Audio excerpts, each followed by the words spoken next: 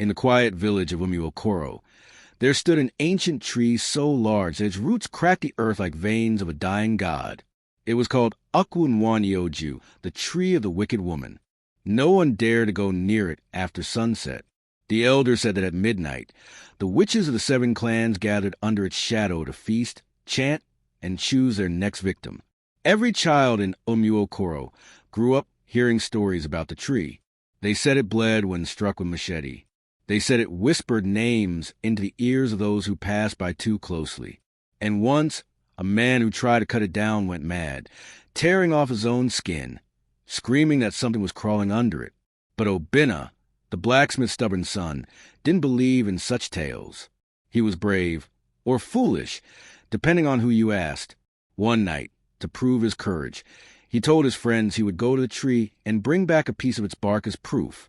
They laughed nervously, daring him to go. When the moon rose full and bright, Obinna set out with only a lantern and his father's knife.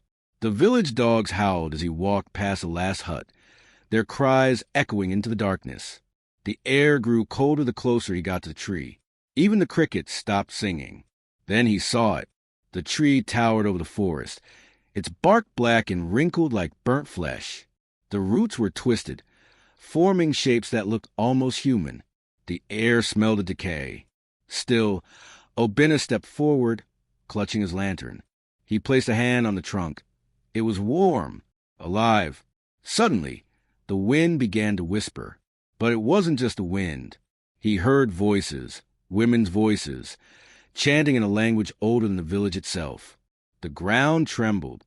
A faint red glow began to pulse from within the tree, like a heartbeat.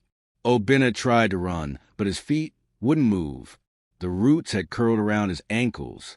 From the darkness around him, figures began to emerge, women with long, matted hair, their eyes glowing like dying coals. They were naked but covered in strange markings that shifted like snakes across their skin. One of them stepped forward, her face old and young at once. "Who dares disturb our gathering?" she hissed. Obinna couldn't speak. The witch smiled, revealing teeth black as charcoal. She bent close enough for him to smell the stench of blood and herbs. "You have courage," she whispered. "Let us see if it will save you." The witches began to circle him, chanting. The tree's branches creaked as if answering their song. Then, with a loud crack, the trunk split open, and inside, Obinna saw faces. Hundreds of them, men, women, children, trapped within the wood, their eyes open, silently screaming. Obinna screamed too. The witches laughed. One of them reached into the tree and pulled out a heart, still beating. She offered it to him. Eat or join them. He refused. The witches shrieked, their voices blending with the wind until the whole forest seemed alive. The roots pulled him into the soil, deeper and deeper, as his lantern fell and shattered. The next morning, the villagers found only his footprints leading to the tree, and blood soaked into the earth. They say that if you go near Ụkwu Nwanyị Ojọọ on a full moon, you'll hear Obinna's voice crying from within the bark, begging for someone to cut him free.